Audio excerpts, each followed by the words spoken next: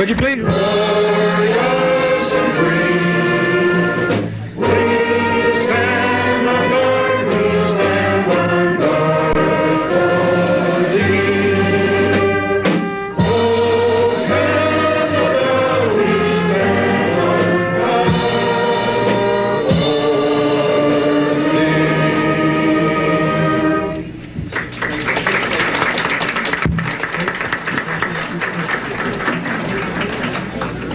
Good morning, everyone. On behalf of the municipalities here in the East Kootenay area, it's my honor to welcome the Prime Minister here this morning. I know that he's going to enjoy himself while he's here, and although it's very hectic during these times on the campaign trail, I would like to extend an invitation to the Prime Minister to return to the East Kootenay area in the winter, where he can ski at Fernie and Invermere and Kimberley.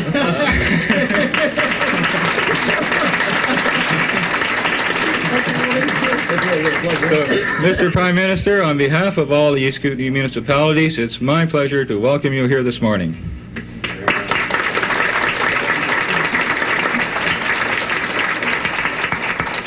Ladies and gentlemen, I think that all of you here today have come out to see one of the greatest men that Canada has had leading our country in many years. And I'm sure that you share with me in great pleasure in welcoming the Prime Minister of Canada, Pierre Elliott Trudeau, to the East Kootenay East Revelstoke federal riding. Let's give him a big cheer.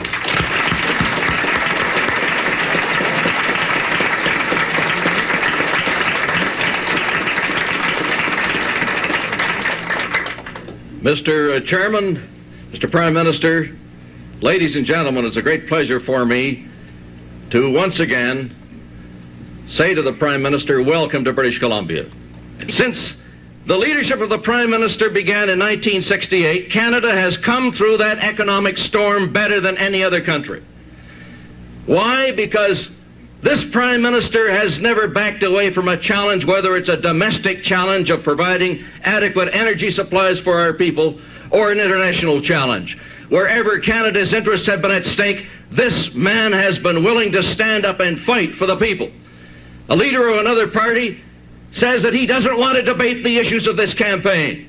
They're trying to bring him in, dragging him, kicking and struggling into a debate between the Prime Minister and the leader of the New Democratic Party, and he still can't decide whether he wants to debate the issues.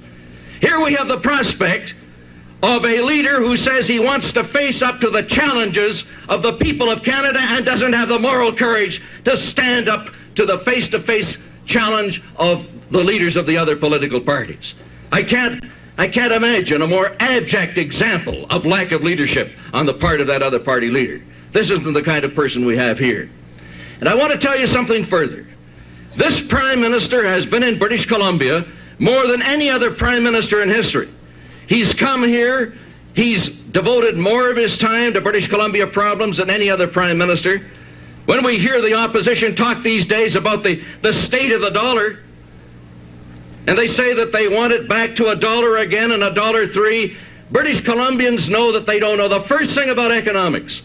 The competitive dollar we have today, Prime Minister, is one of the reasons why British Columbia has had one of the best years in its history, and 1979 is going to be better than ever before, and the growth and prosperity of this area arises in very large measure from that competitive dollar we have at the present time. And I want to tell you that under the leadership of this Prime Minister, this area of British Columbia has received massive amounts of federal assistance and aid to make it develop and grow. This is the Prime Minister who led Parliament to accept a $25 million tourist sub-agreement which is going to bring prosperity to the Kootenay country and all of British Columbia. Well, you didn't come here to hear me speak today, you came to hear the Prime Minister. It's a great pleasure for me, ladies and gentlemen, to introduce to you now one of the greatest leaders in the history of this country and a world statesman of great measure, the Prime Minister of Canada, the Right Honourable Pierre Elliott Trudeau.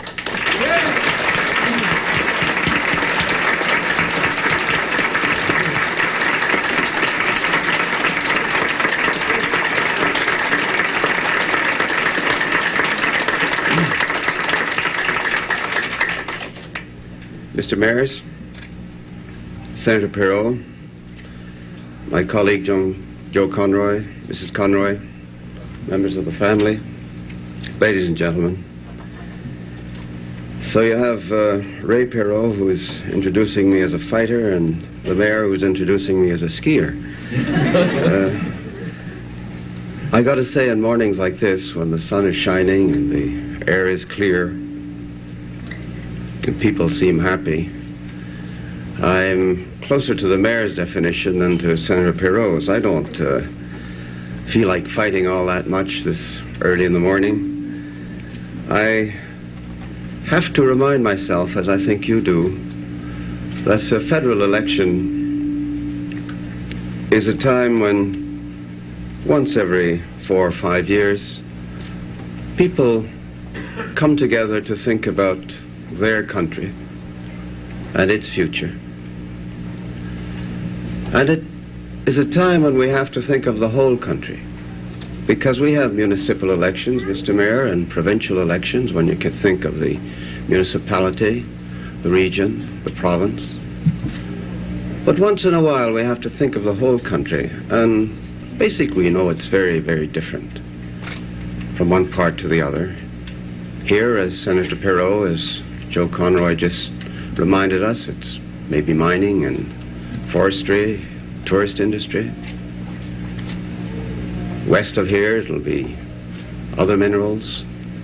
East of here, it'll be oil in Alberta and Saskatchewan. Quebec will be hydropower. Manitoba, the grains, the Atlantic area, the fisheries. And we have to ask ourselves, at the end of this election, when it's all over, when the votes are counted, is it? Thank you for telling me. At the end of this election, when the votes are all counted, we will have a government which will have to govern for the whole country, which will have to make laws and policies and raise taxes and spend the produce of it to try and keep the whole country strong. And at the time of a federal election, as we're in now, we have to ask ourselves, well, which group of men and women, which team will be able to form that government? And we have to form judgments on how they've performed, how they're performing, and how they're likely to perform. That must be a very, very difficult task for people here in the Kootenays who are far from Ottawa, who can't see their members of Parliament acting day in, day out, and who basically are not called upon to live the difficulties of the fishermen on the Atlantic coast, or of the French Canadians in Quebec, or of the grain grower in Manitoba. They have to, in a sense, rely on the news, on the media, on what the politicians are telling them, and on their instincts of what the country is. And they have to choose, I repeat, not just one man, Joe Conroy, but they have to choose a whole team, the Liberal team, the Conservative team, the Social Credit team, the NDP team, and say, well, these are the people who, on their past performance, on their present conduct, and on their future promise, will be able to keep it all strong and in balance and united. And I suggest that when you ask yourself how this can be done, you have to look at policies and performance, and you have to realize that throwing money at various problems is not necessarily the answer. Take the fisheries on the Atlantic coast. The prosperity has increased fourfold just over the past 4 years. How did that come about? It came about in part because of the lower value of the dollar, which permits exports to be more competitive, but it came about in large measure because the federal government was able to negotiate with the countries of the world not only the establishment of a 200-mile limit, but was able to negotiate with the 5, 10 countries who had traditional fishing rights in our waters a bargain which would get them out of our waters.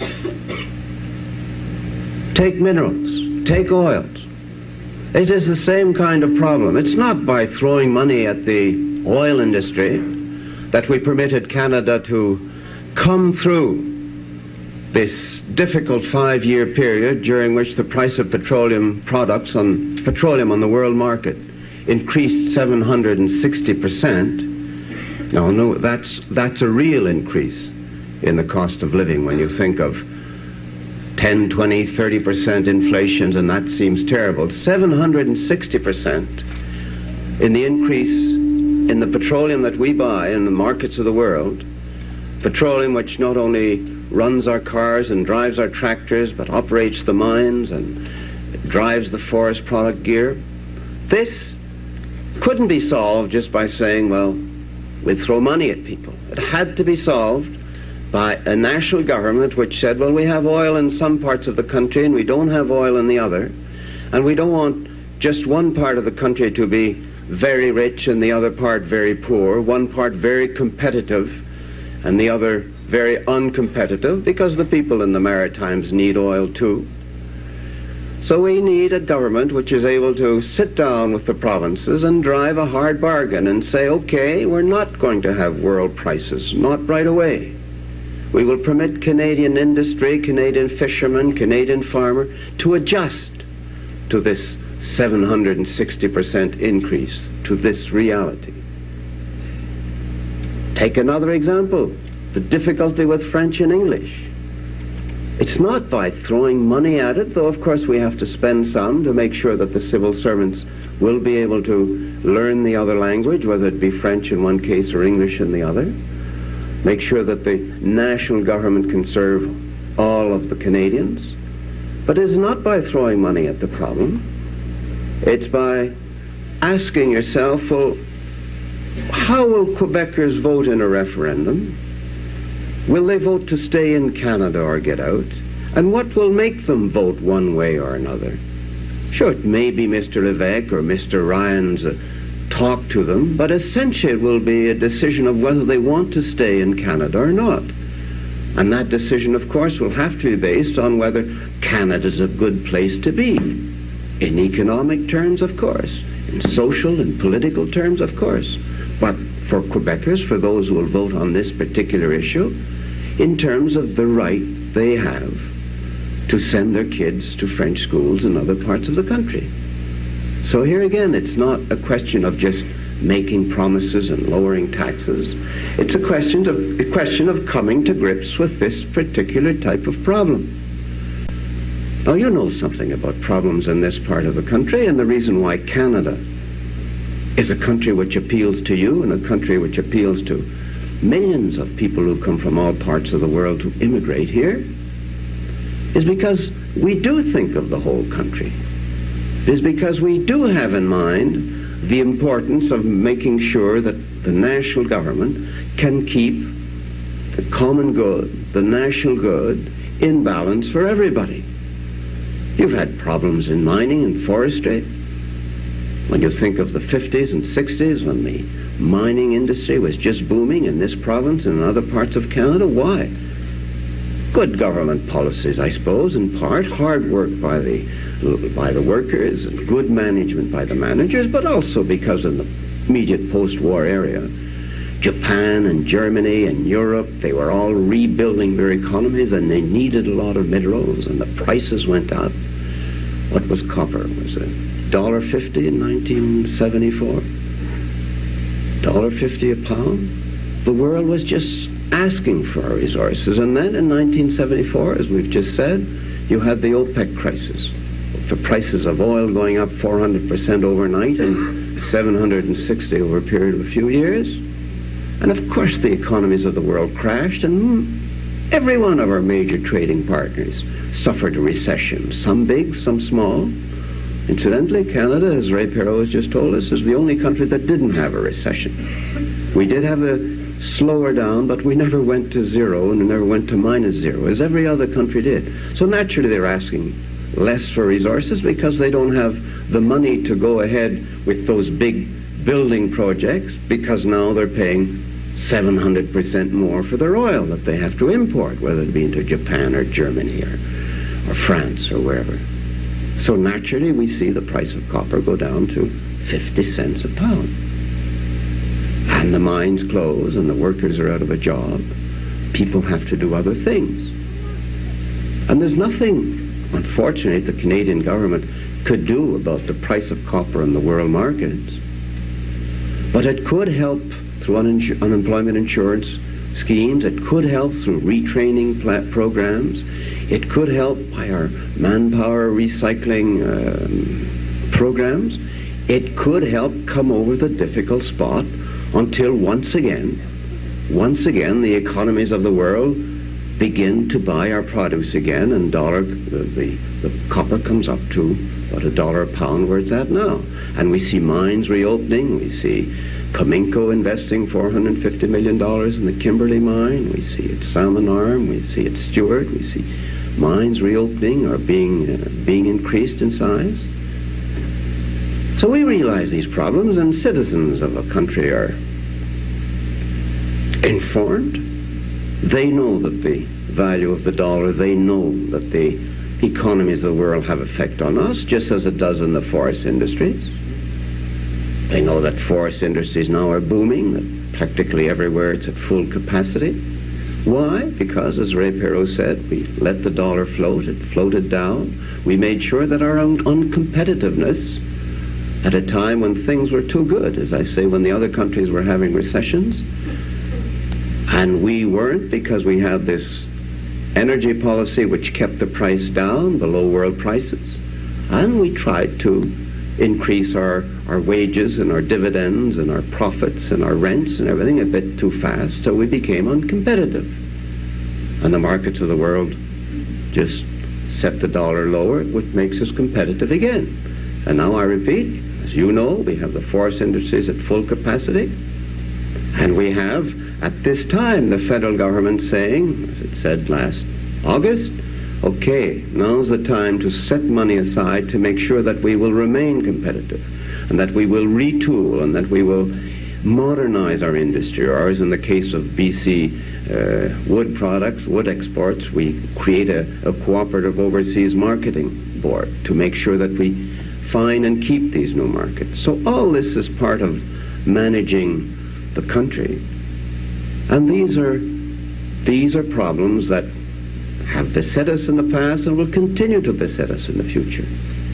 And I don't think that at the very time when we see it booming, when we're told by the Financial Post conference on mining held in Vancouver just a short time ago that we're on the threshold of a new takeoff, when we see not only forest products near capacity, but textiles, woolen products, clothing, fisheries, when we see all this booming, and when we see the 1980s as a period when we're going to have to, in Canada, for energy alone, spend some $180 billion, and that's a lot of dough, and it's going to come from the private sector, it's going to come from borrowings abroad, it's going to come from the savings of Canadians.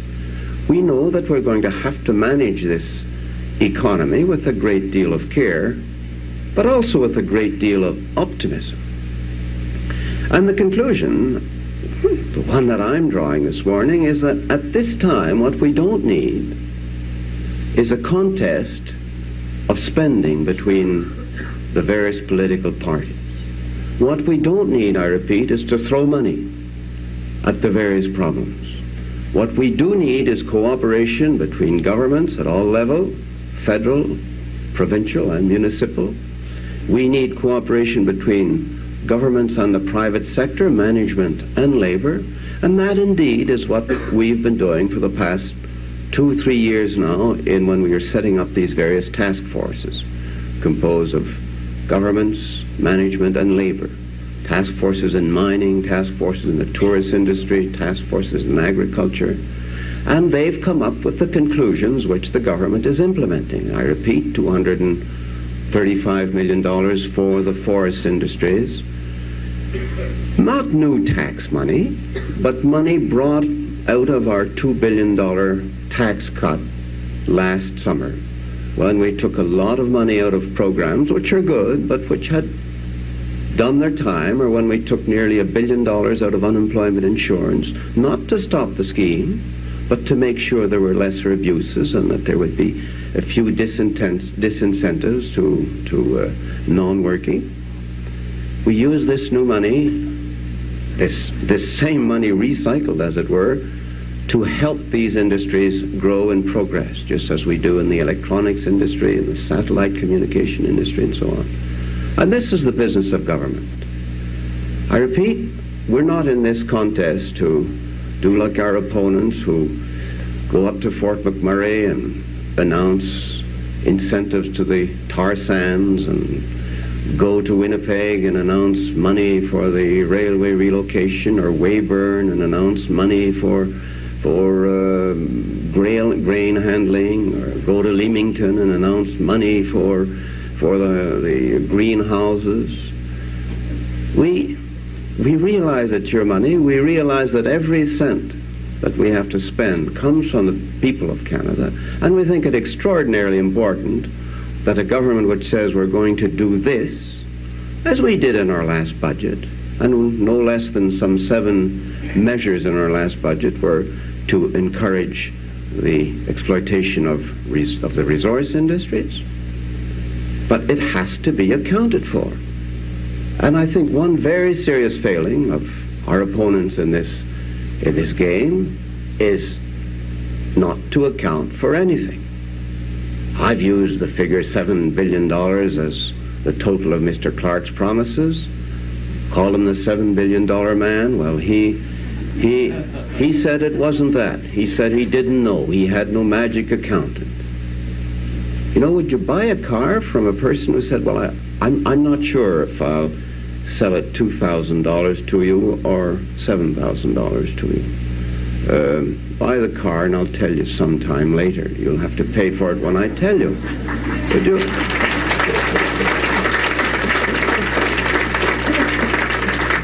So he didn't know the price. And then some of the people who worked with him, well, they came up to a total of $2.8 billion, they said. And then some people in the media sort of looked between $2.8 billion and our $7 billion, and they found some figure in between.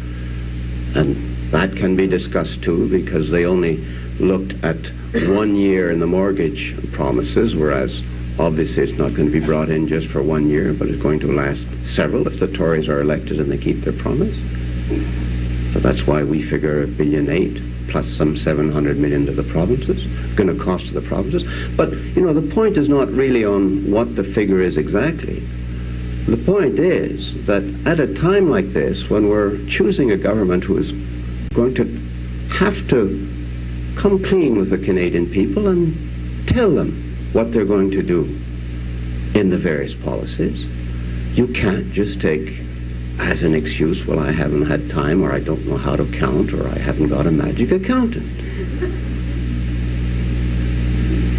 So the moral that we draw as a party from this is that if you start the campaign with $7 billion promises, and then you go on, whether it be, I repeat, to Weyburn or Fort McMurray or Winnipeg or to Halifax, where you promise money to the shipyards, and you add and add and add to that and never take the total into account, I suggest that you're not really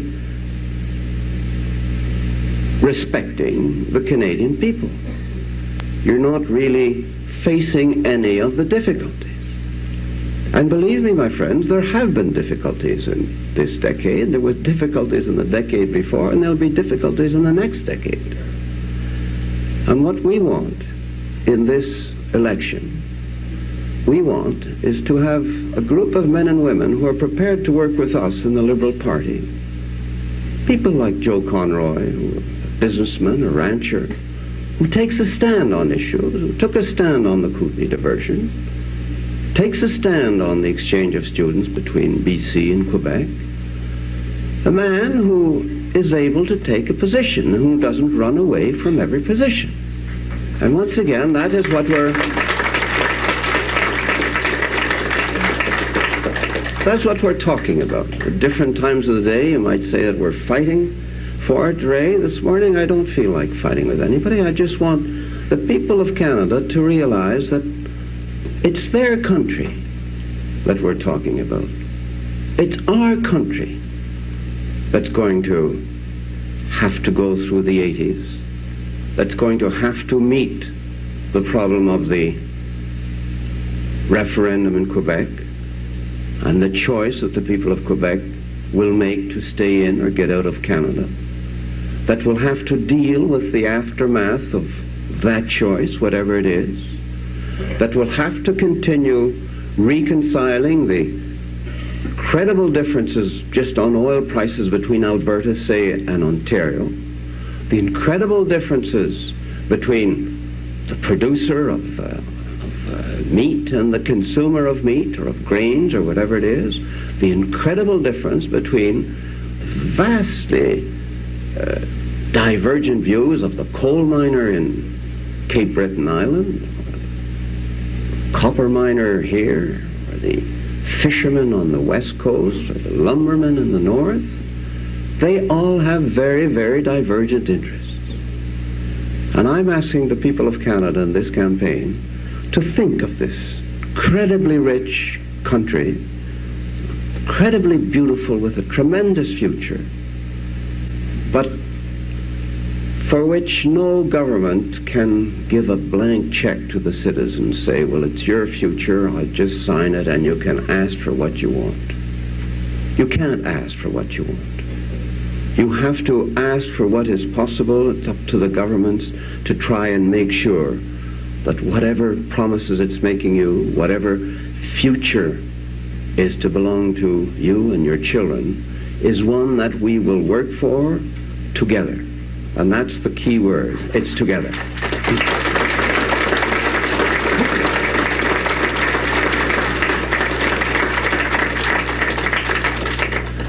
And people in our party, the men and women who are running with us, repeat this message everywhere, that we're running for Parliament. We're running to be the national government. And we can't do everything that the people of Cranbrook or of British Columbia want, and we can't do everything that the people of Quebec want. What we can do, though, while we represent the interests of the people who elect us in each our riding, we can go to Ottawa and take the national view, fight for the interests of our riding, but be prepared to support the government which is able to come forth with a program which will be fair for all, in the sense that it will give equality of opportunity for all, and whether that be equality of opportunity through our regional expansion programs, or through our linguistic programs, or through our Bill of Rights, or through our immigration program, it will be equality for all, because in this country we are convinced that Canadians are able to rise above their local points of view, which they have a right to fight for year in, year out. But at national election times, they're able to look at the whole picture, see Canada in itself and see Canada in the world, and cast their vote, as we hope, for Joe Conroy and the Liberal Party.